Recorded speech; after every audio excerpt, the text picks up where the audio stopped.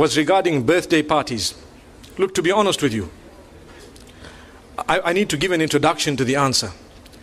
Islam is a religion I have chosen, you have chosen. Have you chosen it? We've chosen it. Is it from you or from Allah? Are you happy that it's from Allah? So if the dunya tells you something and Allah tells you something else, does it make, or which one is more important, the first or the second? What Allah has said.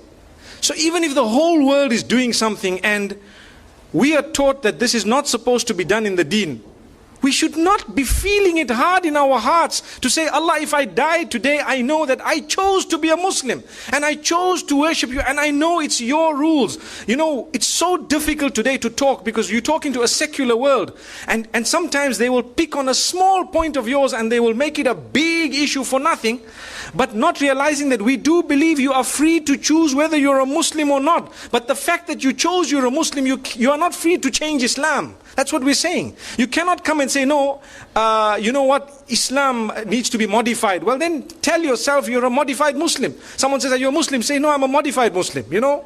So people know. But if you want to call yourself a Muslim, you've surrendered. So you need to know there are certain things that people might say, and you might think, oh, this guy is backward, man. How could he say that, you know? But it's because it's not from me or my pocket. My children would like to also go to birthday parties and celebrate and so on.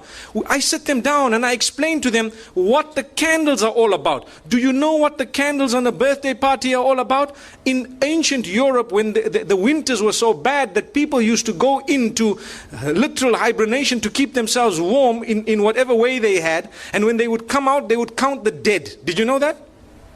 They would count the dead.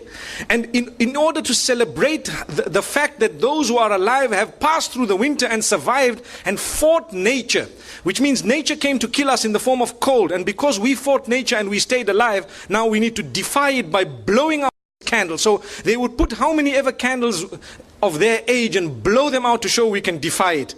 It's something that we believe is rooted in the medieval Europe. And it comes with its own satanic origins and so on. But people today say, what's wrong? What's wrong? I'm blowing the candles. But you don't realize it's like an act of worship of the pagans. And we're saying, you know, and people have made it a culture and a tradition. The same applies to so many other things. You know, like Valentine's and so on. People start saying, but what's wrong? How come these people, you know, you're not allowed to show your love? Well, to be honest, we are being fooled by believing that, you know what, you need to celebrate the fact that you're 1 year older by throwing a big party, everyone must come, but you don't know that now you're closer to your grave, for example. Or there are more responsibilities on your shoulder. I'm not saying that when your age turns that you must not make dua to Allah, Ya Allah grant me a good age and so on. But firstly, we have a Hijri calendar. Secondly, these teachings are foreign to Islam. They are actually incorrect, invalid. But they come from Allah, not from me, not from you. If I had it my way and you had it your way, we would be throwing parties because our kids put pressure on us, so do mine. But we have to speak to them, address them, try and explain to them, and, you know, get to the origins of it. The sad reality is people take part wholesale. So they'll tell you, but they did it. But these people did it. That's the peer pressure. Sadly, we're living in an age, al-qabidu ala dinihi kal-qabidi ala jamr. A person who wants to hold fast to the deen is someone similar to he who is holding fast to, you know, a red hot coal, for example. So you find even families which are supposedly religious, you know, they have these big birthday parties and so on, whereas it is Islamically incorrect. Wallahu a'lam. Allah knows best. Like I said, I've given you a little introduction before I gave the answer. There are more important things we could do, you know, than that. And we could have, you know, we could throw a party on a different occasion altogether in order to celebrate other things than to do it the pagan way. You know, I would prefer a graduation party than to have a birthday party any day. May Allah subhanahu wa ta'ala bless our children. May He bless us all. It was wonderful being here. I really thought I would be dozing because of the responsibilities I've had to fulfill yesterday. But by the will of Allah, I've been quite awake. I'm more awake than when I started.